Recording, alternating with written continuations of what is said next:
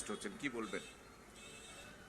প্রথমত যে ঘটনাটা ঘটেছে অত্যন্ত নরকীয়, আমি বলবো মর্মান্তিক, এবং মুখ্যমন্ত্রী রাজ্য সরকারের যে অবস্থান সেটা ইতিমধ্যেই স্পষ্ট করে বলেছেন, এবং 24 ঘন্টার মধ্যে যিনি মূল অভিযুক্ত তিনি গ্রেফতার হয়েছে, এটাও আপনারা সকলে দেখেছেন। এখন আমাদের দেশের আইন এমন যে আমরা অনেকে চাইলেও কিছু করতে পারি না, আমাদের আইন হাত বেঁধে রেখেছে। এই সমস্ত ঘটনা যারা ঘটায় তাদের সমাজে থাকার অধিকার নেই, কিন্তু দেশের আইন এমন আপনি কিছু করতে পারবেন না। ট্রায়াল হবে, দোষী সাব্যস্ত হবে, তারপর আইদার তার ফাঁসি হবে, নইলে যাবজ্জীবন কারাদণ্ড হবে, নইলে অন্য কোনো বিচার ব্যবস্থা তার বিরুদ্ধে যা ব্যবস্থা ঘোষণা করবে তাই হবে। কিন্তু আজকে যারা এই ঘটনাটা ঘটিয়েছে সে পুলিশ না ইঞ্জিনিয়ার না খেলোয়াড় না রাঁধুনি না আর্কিটেক্ট না শ্রমিক না কৃষক, একটা ধর্ষকের তো কোনো জাত হয় না, সে ধর্ষক। একটা খুনির তো কোনো আইডেন্টিটি হয় না, সে খুনি। সে তো খুন করেছে। যে ধর্ষণ করেছে সে পুলিশ না ডাক্তার না আর্কিটেক্ট না শ্রমিক না কৃষক, এই দেখে তো লাভ নেই। সে আগে ধর্ষক, সে আগে খুনি। এ সমস্ত লোকেদের সমাজে থাকার অধিকার নেই। স্পিডি ট্রায়াল করে যত দ্রুত সম্ভব যাতে তার দৃষ্টান্তমূলক শাস্তি এবং বিচার হয় আমরা সকলে চাই,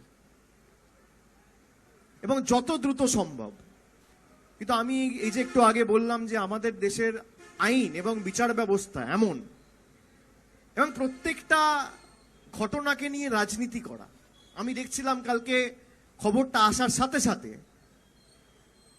কয়েকটা রাজনৈতিক দল ফ্ল্যাগ নিয়ে বেরিয়ে পড়েছে, বসে পড়েছে।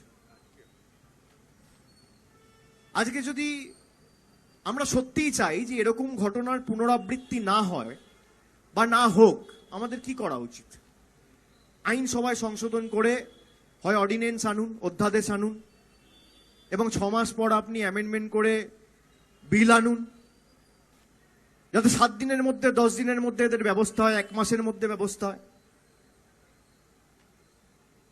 যাদের সরকার রয়েছে তারা অর্ডিন্যান্স করে ইডি ডাইরেক্টরের মেয়াদ বাড়াতে পারে, তা অর্ডিন্যান্স করে এই বিল আনতে, অর্ডিন্যান্স করে একজন ধর্ষক বা একজন খুনির যাতে 7 দিনে বিচার হয় এই অধ্যাদেশ আনতে পারে না কেন? চাইলে তো আনা যায়। যারা বিজেপির ফ্ল্যাগ নিয়ে বসেছে তাদের কাজ কি? তাদের উচিত তাদের যে দল ক্ষমতায় রয়েছে, তাদের যে নেতৃত্ব রয়েছে, তাদের সকলকে চিঠি লিখে তাদেরকে বলা যে আপনারা এমন একটা আইন আনুন যাতে 7 দিনে এরকম দোষী ধর্ষক খুনিদের বিচার হয়। তৃণমূলের উচিত কি? তৃণমূলের উচিত সেই বিলকে সমর্থন করা। কংগ্রেসের উচিত কি? সেই বিলকে সমর্থন করা। সিপিএম এর উচিত কি? সেই বিলকে সমর্থন করা। না করে আমরা রাজনীতি করছি। আমাদের সমাজ এমন যে কোনো ঘটনা না ঘটলে আমাদের ঘুম ভাঙে না। নির্ভয়া হয়েছিল 2012 সালে দিল্লিতে, আপনি বলুন তো। তারপরে একের পর এক ঘটনা, সে উত্তরপ্রদেশে ঘটুক, মহারাষ্ট্রে ঘটুক, কর্ণাটকায় ঘটুক, গুজরাটে ঘটুক বা বাংলায় ঘটুক,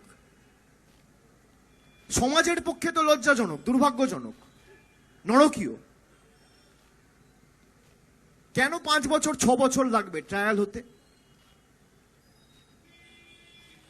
আজকে যে এই ঘটনাটা ঘটালো, আপনারা মনে করেন তার সমাজে বেঁচে থাকার অধিকার রয়েছে? একজন মায়ের কোল খালি করলো, একজন বাবা তার কন্যা হারালো।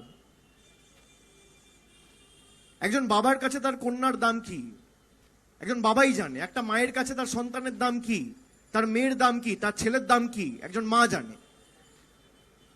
তার যদি ভাই থাকে সে দিদি হারালো, বা বড় দাদা থাকে সে বোন হারালো, এর বিচার কি করবে? এর বিচার করবে রাজনৈতিক দলেরও যেমন দায়িত্ব রয়েছে, সংবাদ মাধ্যমেরও দায়িত্ব রয়েছে, জুডিশিয়ারিরও দায়িত্ব রয়েছে, লেজিসলেটরেরও দায়িত্ব রয়েছে, সবার দায়িত্ব রয়েছে। সমষ্টিগতভাবে সবাইকে করতে হবে। সবকিছু নিয়ে রাজনীতি কেন? বিজেপির ফ্ল্যাগ ধরে বসে পড়লো সঙ্গে সঙ্গে, কি না সিবিআই দাবি চাই, সিবিআই ইনকোয়ারি করতে হবে। সিবিআই ইনকোয়ারি করে মেয়েটা ফিরে আসবে যার প্রাণ গেল? আপনি আশ্বস্ত করে বলতে পারবেন যে এর পুনরাবৃত্তি হবে না, যারা বিজেপির ফ্ল্যাগ নিয়ে সিপিএম এর ফ্ল্যাগ নিয়ে করছে? আমি তো বলছি আমাদের ঘুম ভাঙে না একটা ঘটনা না ঘটলে। এটা যদি উত্তরপ্রদেশ হতো, ডেড বডিটাও পাওয়া যেত না। হাতরাসে কি হয়েছিল মনে আছে? ধর্ষণ করে খুন করে পুড়িয়ে দেওয়া হয়েছিল, তারপরে বন্ধ হয়েছে। আমাদের দৃষ্টিভঙ্গিতে যদি আমরা পরিবর্তন না আনি, আইনসভায় যদি আইন আমরা তৈরি না করি, কোনোদিন এর পরিবর্তন হবে না।